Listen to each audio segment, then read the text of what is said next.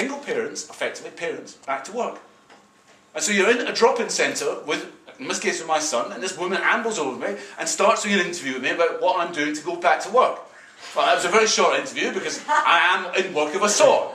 But if you think about it for a second, I mean, you know, in a nursery situation, to have someone going along, and also, you know, what that means, I mean, a collective situation, to say, and what would you be if you were a 17, 18-year-old single mum? You know, you probably would stop coming to the nursery, actually. Right? Because, you know, it's disgusting. And that is what's going to make people angry. And one of the things I think you're right about, I mean, capitalism has got fantastic traits, but they've got a problem here, because there is a contradiction always. People can buy into it, and Marx has put it very well. The common sense of capitalism, it runs deep, because working class people are created within capitalism. It's not just simply because the sun tells us what to do, you know, but actually we're created within capitalism, and we accept most of its common sense all the time. And, you know, you said it, we don't get up to work because a riot cop drags us out of bed. We consent to it. But it conscious with good sense, this guy Gramsci said. That gut feeling. Now, it doesn't mean spontaneously, I'm arguing it's the good sense will triumph, but it's there all the time. And at the moment there's a lot of good sense. You know, particularly around stuff like the banks, the bonuses, and all the rest of it, keep it going in terms of. And that's not to say we shouldn't be worried. You know, we should be worried about the rise of the far right. Although, I think we have to be careful.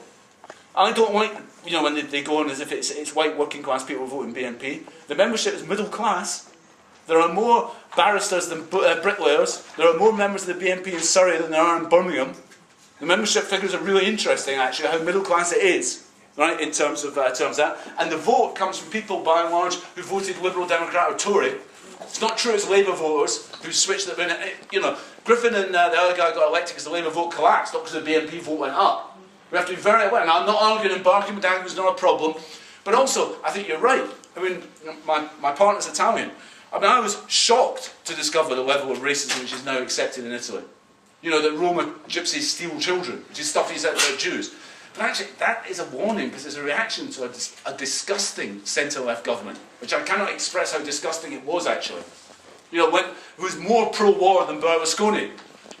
You know, Berlusconi actually hasn't got any conviction, so he'll just do anything. This lot bought into it. They were disgusting. And because it included all the left, the whole left was actually was made shameful by it, and people went against it. And that's when the racism comes in. And we have to learn from that. And we haven't got an electoral term, but the struggle can provide a thing for doing it. Now, I'm whittling on too long. I've got to come to an end in terms of it. See, I want to talk about just two things. And I want to echo a point that Alan made. There's a fight going on in Britain, and there's a fight on many points. You know, how quickly the Afghan wars turn round. I don't know how that's going to work out, but I tell you, among military families and serving personnel, the sea change is huge, and the bitterness is huge. In really important working class communities, actually. The fight against the Nazis. I could keep going at climate change, the strike support. Individually, you can't do all that stuff. It's just not possible. But I tell you what, if you've got a collective, a group, you can do it all. And you can come together on a Wednesday night or a Thursday night, and you can discuss it, and you can share your experiences. And if, for instance, it's the first time you've been doing something and you want to get involved in fighting the Nazis, it's not the case that everyone in the room will be doing it with you, but there are people there who've got memories, have got experience and all the rest of it, will share them with you. And you can learn and advise you, and you can teach them as well, incidentally. And as a collective, we're more powerful. You know, it's that old adage, as a single finger, you know, you've got very little strength, but as a fist together, we have got power. And that's why we need an organisation. But I also want to end on this. We need an organisation because actually, all revolutions begin spontaneously. No one will ever know the woman who started the bread riot in Petrograd in February 1917. Right? We'll never know who that was. The Bolsheviks were surprised by it. They were meeting and looked out the window and saw it. You know, they weren't in the leadership of it. And probably a revolution will start without us knowing about it. How quickly we catch up is the key question. Right? But they never end spontaneously. The only revolution that succeeded in the 20th century, and there was lots of revolutions, was the Russian Revolution. Because, I'll come on to that in a second. But every other, people accepted the idea of compromise with the old order. And what did the old order do? Was it revolution that created bloodshed in the 20th century? No. It was a reimposition of order every time. You think of the names, Hitler, Mussolini, Franco, Pinochet, just keep going through it. Every time we paid a price. And we have to win that argument. And And I want to fast forward you now. I want to fast forward you to an assembly of the East London working class, discussing the question of revolution. And we know who's going to be lined up, and the odds are going to be against us here, because, you know, the common sense, just the day-to-day reality of common sense will weigh in people's brains. You know, the idea that can we run society? Can we just take it all apart and build something new from the bottom up? There'll be siren voices in the Labour Party, from the trade union leaders. There'll be all sorts of people arguing this. You know, all sorts of people arguing you can't do this. And I tell you what, if you just walked into Upton Park or where this is going on, get on the pitch, you could make the best speech you've ever made in your life, a wonderful speech. You ain't going to convince anyone. Because actually what's going to convince people is if people know who you are, they've been with you, they know you've made sense of a world that seems to have gone mad, you've said things that make sense to them, you've been with them when the times are hard and the times are good, they've got confidence in you, they know that when you've said what should be done, you've been proved right on occasion, and then they'll listen to you, and then they'll agree on you. And if there's just one of us, we aren't going to win it either.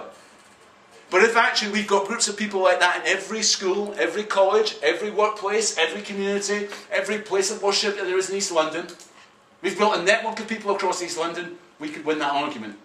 And we have to be organised. And that means starting now.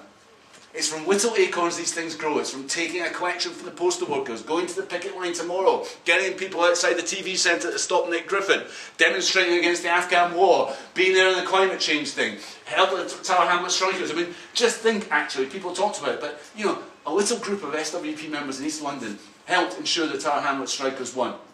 And we played quite a vital role. We punched way above our weight, just because we were organised and did that, had an impact. Right? Just because we did that modicum of organisation. But it starts now. All the things we've got to do, fighting for asylum rights, all the things we've got to do, trying to fight this current witch hunting against monarchy, it starts now. And that's why we need to start building now. You know, I'm just getting in by saying this. I think if the SWP had had enough postal workers, give me a ballpark figure, 100, 200, 300, doesn't matter, more than what we've got, we could have stopped overturning that strike. Now, that means we've got to go out and start building on post workers because it's not over yet.